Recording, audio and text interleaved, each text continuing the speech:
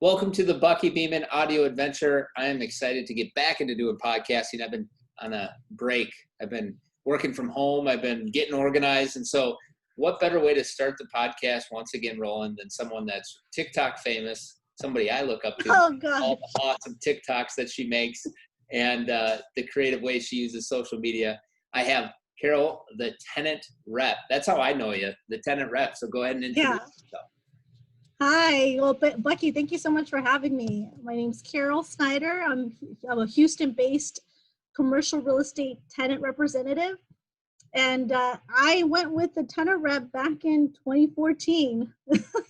Nice move. I figured that would be the way that people would know me as the person focusing on tenant representation here in Houston.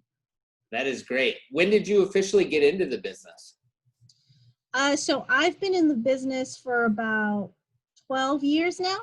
I started by getting a file administration job. Literally all I got hired to do was to sort the management files for a real estate company.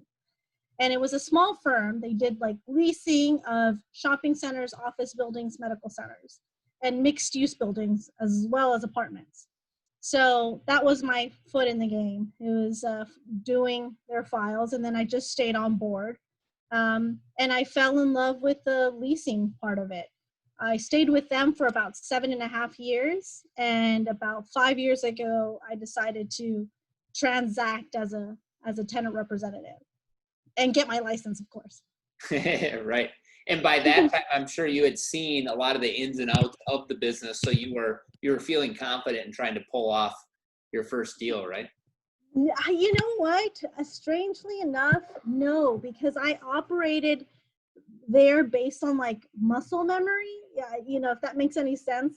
I knew an LOI would come in and say 10% cap on this, and I knew based on memory what the landlords would allow me to do, but I didn't really fully understand it all.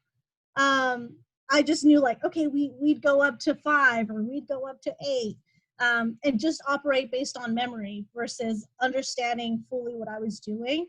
I even look back on the first times I was leasing, and I just cringe thinking about leasing because I literally told my supervisor, I don't know what to do. They're just go show the space. And I was but they're going to ask me questions. What do I do? And they're just see what they want and then tell them the rents. And then this is how you'll do it. I was so nervous to go show my first space, and just looking back on it, I do cringe on how I did it. That's funny. I think we all look back at those first deals and shake our heads. And do you remember what one was your first deal officially, or one that you felt like, oh my gosh, I earned my stripes in this one? I think the first one that I felt really proud of was actually later in my career when I was still with them, but it was a national deal. It was a Pacific Dental, and I brought them to the table, and they ended up leasing with that landlord. And so that was the one I was really, really proud of because it was from start to finish. That's great. And I think I got my chance to say, I brought that deal fully, cold called. It was fully cold. It wasn't a warm call. So that is great. Do you have, I like asking this question, do you have any family that's in the business, or was it purely out of just being on the office admin side that led to you getting into the business? Yeah, it was purely from the office admin side. And now looking back into becoming in a brokerage, I think it's insane because a lot of the people in the industry do have family that bring them in, mom, dads, I don't know, their family owns a ton of real estate or owns property or owns gas stations in some way, they find their way into real estate. And it's real estate is so taxing on you and demanding, and it's also based on connections. And I didn't have any of that. And I'm kind of glad I didn't know that it was needed in quotation marks because I didn't have any of that. And just seeing my path here, it was just all hard work. And one connection that I made, which was, I like to point this out. It was, I used to go eat at this restaurant where I dated my husband, and we would go there like every other day, at least once a week we were there. We would order, then we got married and we would order food from their place, and they'd see us there all the time. So he was one of my first calls that I made in the real estate industry. I was like, hey, I eat at your restaurant, and I'd like to know if you guys are expanding, if you guys would talk to me about your growth. And he's like, actually, we might just start franchising. And then that's how my relationships like just grew. Like that one relationship turned into one of my biggest clients today. Wow. That is Yeah. so cool. I think that's so fun about our business. It's like you never know what's behind that door as far as you start having the conversation. Next thing you know, you look back 5-10 years and you're like, wow, that all came from us going there and having dinner. All the time. Like I would joke. I called them and I was like, hey, I'm that girl that sits in the corner all the time. And they're like, yeah, I think we remember you. And I was like, we started that conversation once, remember? And he was like, yeah, okay, yeah, you're that girl. All right. And it was really neat. And a lot of my restaurant relationships came from that one relationship there. Yeah, because they're in the same industry and they talk to other restaurant operators and absolutely, exactly, it snowballs. So I feel like this is common between so many people I talk to that don't have family in the business is you find different ways to build business versus relying on that relationship initially. So what are some of the ways that you've built business over the years that has worked? I mean, obviously cold calling, you picked up the phone to call that restaurant operator. What else have you done? So that call started because I was a few days into the industry, maybe less than 2 weeks into the industry, and I decided that I was not going to be afraid to get turned down, and so I started making calls, and I had this little chart that I drew behind my journal, and I put 100 check boxes in that box. And I said, my goal is to get 100 no's. When I get 100 people to tell me no, then I've reached my goal. And I said, because that way it's going to feel like an accomplishment to get a no versus, oh my God, another person told me no, and I'm deterred away from my goal, which is succeeding in real estate. And so my goal was to go down and make the check marks, and eventually it led to that call that led to other opportunities. And I think it was just the work ethic that got to my clients and the people that gave me a chance for the meeting. They were like, what I bring to the table. I talked to them about, who I am as a person. I didn't shy away from telling them that I was new to the industry, that I was hungry, that I was ready to work. And I think that that's what allowed me to win early on. Do you just do tenant rep, or do you now represent landlords as well? No, so I try to focus even from the start on completely tenant rep. The few times that I've picked up landlord listings have either been because they were in the restaurant sector, and so I work with other restaurants, and so that usually helps me lease those out. And the one other listing that I picked up was a large 23,000 square foot space. I went to this building, I fell in love with this building, and I was like, this is going to be an amazing deal. Like, I don't even know what, but I felt it in my gut, and I was like, I have to have this listing. Mind you, I don't, landlord rep is not my strength, even though I did it for 7.5 years, but transacting, it wasn't my strength. And I told him, I want to work this listing. Please allow me to work. He signed my agreement. It was short, but we were able to get a Foot Locker there, and a 23,000 Foot Locker. Wow. And yeah, that's been my biggest deal to date. And I completely focus on tenant rep unless personally, like a client wants me to help them with the development that they purchased, and I'll be happy to take that on, but I try to focus on tenant rep. I like the focus. I think that focus leads to a lot of opportunity. And in a smaller market like I'm from, I would say it's difficult to focus because there's not a large amount of tenant rep transactions that occur. And so you end up having to do lots. So it leads to a lot of experience. But that focus can really lead to you narrowing in your passion and helping people probably even more in some cases. Yeah, I think that early on I decided to focus on tenant rep because if I did that, then I would be around people that were trying to do deals, or I'd be around their network, that want to do deals. And I figured if I stay on tenant rep, then I can say that I specialized in something. And I thought that early on in a career, when you don't have that much to go on, and really you rely on the strength of your firm, you have to find a way to stand out and say, I only do tenant rep. I only do this. This is like all my attention is going into this. And so that's the difference between me and these other junior brokers, is that their attention is split amongst so many other things. And I think it was important. And I think that that was a call early on that I feel paid off big for me. Neat. When did you tip your toe into the social media pool and start dabbling on social media? When did that occur? So I decided to get social media in 2014. And I got the tenant rep, and I got it across all the platforms that were available then, except Twitter. And I didn't know what I was doing. I think it was more like, oh, hopefully the next person that, I don't know, is on there just like me, runs across my page and they hire me. Like, that's how, I guess, novice of a thought that was, to social media versus, hey, I just want, now my strategy is creating relationships with people across the nation, versus I'm trying to pick up business. And so I started in 2014. I posted very little, and I don't think I knew exactly what direction I wanted to go with. And at some point, I got a like from Gabriel, is it Hernandez? Yeah, the CRE nerd. Yeah, Gabriel Gonzalez. Yeah, CRE nerd.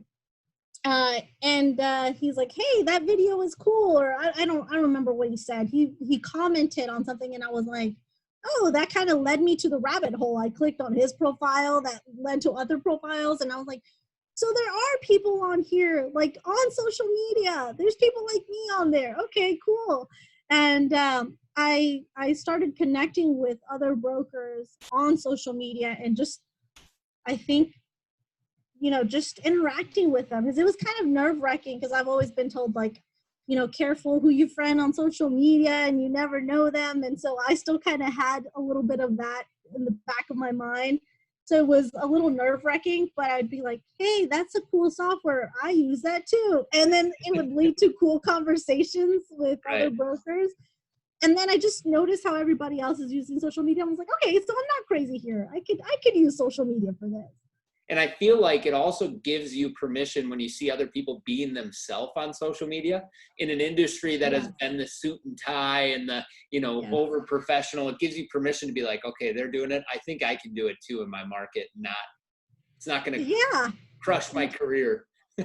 Exactly. Because that was like a big fear of mine, was like, well, speaking behind the camera, is that going to be kind of nerdy of me to do? And like, people are going to think like, oh, who are you trying to become, on social media? But the more that I saw other people doing, I was like, this is just normal. This is normal. Mm-hmm. And if I get on there to talk behind the camera, it's not weird. It feels weird at first, but it's not, it's totally normal. What has come out of that, would you say, is whether it be business or just your ability to, for me, it's kind of like exercise the creative side of my brain, and I just enjoy being creative. So like what have been some of the benefits of being on social? Yeah, I think that for me, it definitely has been the creative portion of it, as well as the business relationships of it. Because when I came into the industry, I learned really quick that you had to create a name for yourself. Like I would tell other brokers when I was at happy hours, like, oh, I'm having trouble for getting this person to call me back. And they're like, that's because they don't know you, And so building a name in the industry is really important. And so same as building your resume on social media, like that is important. People to know your name and know who you are, it's important. So it's helped me create relationships, which today I'm working on an account that came through social media, which is a first for me. And secondly, to be creative, allow me to do the parts. I'd say before social media, I didn't have any hobbies. All I did was work, and now I get to include a little bit of my creativity into my hobby, which happens to benefit me at work. Yeah, that's for sure. I had put this as one of the questions I had asked you prior to this is, what is your favorite tech tool that you've used in the industry? Right now, I'm totally geeking out about Placer.ai, which is like like online software, online database on the traction that a shopping center or an area gets, and like what the demographics look like in that shopping center, how busy it is, and it's all based on cellular data tracking. So I was actually thinking about doing a TikTok on an unpopular opinion. You know how they do that on TikTok, like unpopular opinion. So my thought was doing a TikTok on unpopular opinion, keep your location services on, because real estate agents want to know where you're shopping. We want to know what retailers to bring to you. And not only that, but the retailers probably are using this data as well to come up with where the heck they're going to go, right? Right. Yeah. And so that's one that I really like. I also like this one app called Photo Note. And essentially, when you go driving sites, like for me that I'm working with a client, I see so many sites that writing them down and usually like just writing them down just doesn't help. I want to see the picture, and I can take a picture on my phone, but Photo Note allows me to drive a market, take a picture of a shopping center, write down all the leasing information, and write down why I wanted to note that shopping center specifically. So I'll say, I didn't see any vacancies, but I'd like to call to see if there's any opportunities coming up soon. And so I note that in there. Then I go drive down the street, see another one, take a picture. And then later on, you can go back in there and see exactly where you took the picture. So it gives you the address, and then it gives you your picture, and it gives you your notes on the site. Sweet. So I really like that. Yeah. Yeah. They get lost in my camera roll, and then I'm like digging through, and I'm like, all right, I know I took a photo of that property. Like, where the heck is this thing? So Photo Note helps you with that. Like, everything's organized in there. You can search it. Like, say it was on this street, you can search for it. So I love it because of that. Like, mine's full with pictures on there. I used to use Snapchat for it. Oh, nice. Yeah, Snapchat's so quick to just make a note, draw an arrow, just like honestly, it's quicker than Instagram for me. Snapchat is a lot faster than that. Yeah, I used to use Snapchat. I'd take a picture and then write the note and then save the story. But, that doesn't give me the location of where I took it. So I'd have to write the address as well. Whereas Photo Note, everything's in there. So I love using that tool, as well as all the social media tech tools. So talk a little bit about the tool of TikTok and what you've just come to enjoy out of that platform, because it's definitely one, like, we can barely get commercial real estate agents on Instagram, let alone TikTok. That seems like centuries away. So what have you found with TikTok? I found that people are on there to learn cool tips and tricks, right? And so what do they say? I bought this because I saw it on TikTok. I did this because I saw it on TikTok. So my goal coming up is going to be to create videos to help small business owners on things that they weren't thinking about before as a small business tip. I think that I'll get a lot more, I think it'll get a lot of traction in the small business, people that are following other small businesses and that follow accounts that help small businesses. I also, I've enjoyed it just because it's fun. It allows me to not use TikTok as a time waster. I find ways to use sounds. When I'm looking at sounds, I'm seeing how I can use it for my job and become relevant. I don't know if you saw, but I recently had one video go viral. I have like 95,000 views on it. Was that the phone one when you were like, no, you're typing the email? Was that the typing the email one? Yes, the typing the email to the tenants. Yeah. And that video, I'm like, oh my God, I totally did not expect that response. Like, people are having full-on fights under my comment section, but just knowing that I can reach, so it's 95.9 thousand people have watched it. That's amazing. God. And so just seeing that was like, I don't know if I'd have that kind of reach anywhere else. Yeah. So that's insane. That is insane. Well, and that's a real estate related TikTok. Well, and I think that leads to just the internet in general of like using these tools to help educate. And by using the tools to educate, it leads to people looking to you as a resource. And then the Gary V model, which I know you know, Gary V, it's give, and eventually it comes to you. And if you got to take a right hook, great. But if you don't, it's even better. So like, that's exactly what I'm working on next. It's like, how can I become more of a giving tips, giving something that someone can use, so that next time I have a viral video, I can capitalize on the visits to my profile and people can actually follow me. I don't think I was ready for that video to go viral. You know, my videos are mostly silly on there. So now it's got my wheels turning. That is for sure. That is great. Are you using Instagram much? And if so, how are you using that platform? The same way. Like, I'd like to use my story feed as a way to be creative. I like to do little photo shoots of myself and make it in relevance to something I'm working on in real estate or something that's going on in real estate. I'd like to share tips on how I deal with certain negotiation points or how I deal with certain people, or lessons I've learned in real estate. And I mostly use it to network with other agents. And as we know now, coronavirus has put networking completely on hold for a lot of people. Well, not for me. I'm still networking with a lot of other agents and having really great discussions on how they're keeping their businesses afloat, what they're doing, how they're adapting to all this. It's really been an amazing tool for me to use in my business and staying relevant and up to date with information.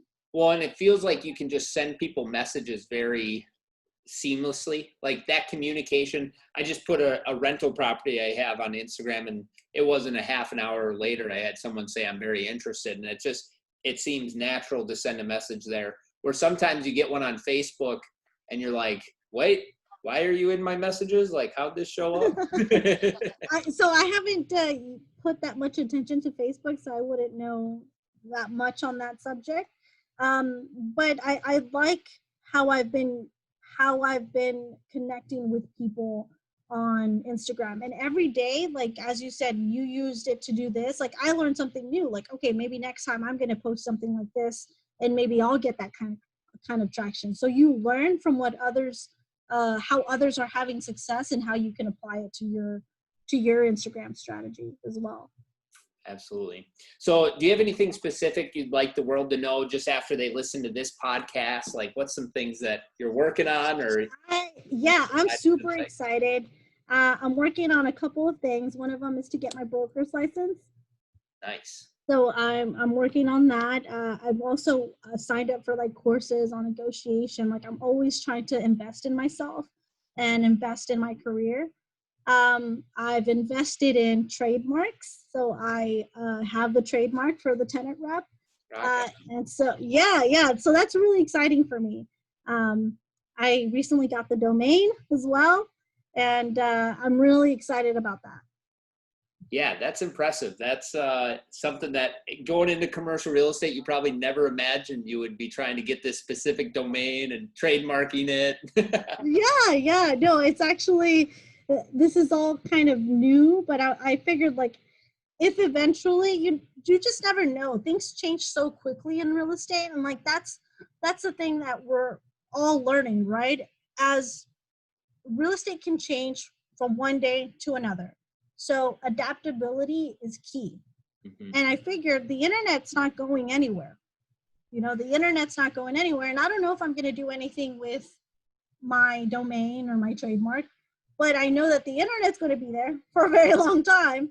So in case I ever need it, it's going to be there for me when I do. And what a good username it is, because it's something that has represented something in our industry for such a long time and continually will. So. Right. And I figured like the more people rely on the internet or social media. For example, I just got my hair done. How did I decide on that person to do my hair? I went on their social media. I researched them. I saw their pictures. I saw the other girls that had their hair done. And I was like, I love it. I want to do it. And I think that real estate will eventually get to that point where people are like, hey, there's professional people on there that know what they're doing. And I can find them and see their resume on Insta. Absolutely. And so I think that it's worth investing in, because again, I don't think the internet is going anywhere. So might as well own a little bit of real estate on the internet. I cannot wait for the time that you're able to, with a tenant, document the whole process from start to finish. It takes a unique tenant, a unique customer that's like, yeah, bring in the cameras. But when that time comes, I just think there's so much gold in someone watching that process, because you can educate so many of what really goes into finding that right space for the restaurant or whoever you might be working with. Yeah, so my thought has been like, I don't know if I'm at the point where I need to hire someone to, record me, but I thought like maybe I can have like a vlogging camera with me on at all times, because you don't know when you'll have a really great conversation where you can get like really good sound bites out of, or that conversation or that whole process, like you said, could be very useful for someone else to see. So I've played around with the idea of just carrying a vlogging camera, and I have one that I bought. I just need to put it into use for it. Well, then getting the customer to be happy, be okay with it. You feel so awkward. You all of a sudden, here it is. For those that can't see it, here's my vlogging camera, and then you like show up to the meeting and you set it up like right in the corner. I'm just gonna kind of record right over here just in case they're thinking why are you recording me? Oh, because one day I'm gonna be an Instagram professional that you go to about real estate. I want to have this footage. I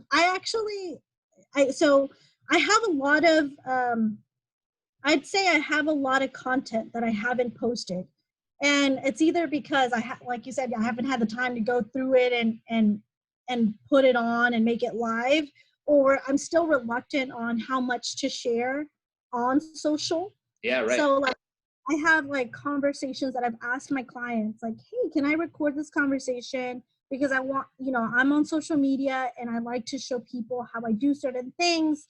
And I don't know if I'll post it, but if I ever do, I will make sure to run it by you so that you know the snippet that I'm going to use and see if you're comfortable with it. So I do ask them, and I say, if you're comfortable at that point, then I'll go ahead and share it. But I've never actually shared it. But I do have conversations that I've recorded on my phone, and that I keep in case one day I'm ready to share that part of my business. Like the one I remember closely is I spent an hour and a half going through an LOI with the first time franchisee. And like I work with a lot of franchises. And what I know about these franchisees is that when they look at a concept, they're excited and they want to go in, but they're also very cautious and like they don't want to make a mistake. This is where they're going to put all their first initial money, and then they're going to hopefully grow it into other franchises, because that's really how you make money in that is you open more than one.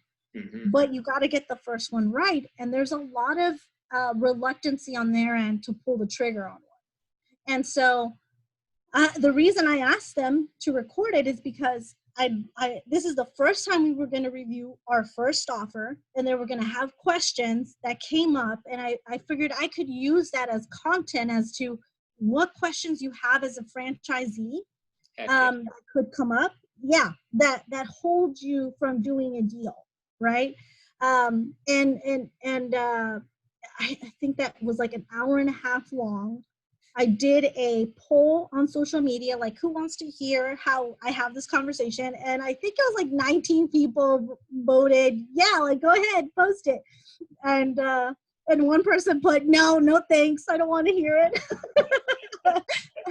uh, it was really, really funny. But I have that content. I just haven't posted it. I don't know how much of it to post yet. I think I'm going to go through it and see if I can get like some small sound bites and start there, on maybe their most basic, most basic to them, and I think it'll be really helpful. So I love working with franchises and franchisees. They're my favorite. And I think, just as again watching Gary Vee, you can take those sound clips and put them out on the app called the Anchor app. Have you seen that one? So no, I haven't. So it's like a podcasting app that you can record a conversation or you can upload, and then from there, from Anchor, it pushes out to other platforms like Apple, iTunes, and things like that. It's looked like the one that's been the quickest to get to kind of a podcast format. Definitely worth looking into. Well, a lot of the feedback that I get from other agents when they're working with franchisees is that they get run around a lot. Like, oh, I did all this work, I showed them all the sites, and they ended up not doing a deal. And I think that that's why it would be helpful to post those kind of conversations with my client's approval, because other franchisees are going through the same thing. Like, they're going through the same traps where they're like, this is my hesitation with this deal. This is why this would stop me from moving forward with this deal until I fully understand it, feel comfortable with it, and then I'm okay with moving forward. Mm-hmm. And then sharing that success story, because I just got a call from the franchise that franchisee is killing it. That's great. Yeah. So that's always so rewarding to hear. That is. So, Karol, if people want to follow you, where can they go? What's your username? Share it to the world. Yeah, so across all platforms, except Twitter, it's TheTenantRep. TheTenantRep. On Instagram, TikTok, Facebook. Nice. But I would say I'm most active on Instagram. And the second platform I'm most active on is TikTok, but only if you want to see me do silly things. and the URL has been bought, right? My URL has been bought. I think right now it just says coming soon. I don't, again, I don't think I can do anything with that, at least not till I get my broker's license. But the goal is to have a little piece of real estate on the web, and that'll be where you could find me. TheTenantRep.com. Yeah. That is great. Well, thank you so much. I look forward to this conversation, and I look forward to future conversations. It's been great to get to know you more, and I enjoy everything you're doing online and following what you're creating. It's a lot of fun. Right back at you. I feel like you're so bold doing all these TikTok dances. I feel like I'm behind. My latest one was like, if you don't know the dance, you just kind of go like this, and that's about it. I died when I watched that video because you looked like you were committed to getting it right, and then you were like, at some point, I lost it. Oh, gosh. Well, it was because I tried for I swear 10 minutes. I'm like, I am just wasting time here. I need to go get to work. What am I doing? Yeah. It's so one thing that I do want to try, I don't know if you've seen on TikTok, like there's doctors or like there's like a skin care medic or whatever the case, whatever profession they're in, and they do the dances, but they give you tips as they do the dances. And I heard one of them say, this is the only way that people will actually watch my entire video is if I do the dance. That's hilarious. That's true. So if you catch me, maybe I'll do the, what is the Renegade? Yeah, the Renegade. I've tried that one too. That one did not hit the internet, so it's probably never going to hit. That's going to sit in drafts until I leave this world. That is too funny. All right, go follow her, the Tenant Rep. Thank you so much. I appreciate you. Thank you, Bucky.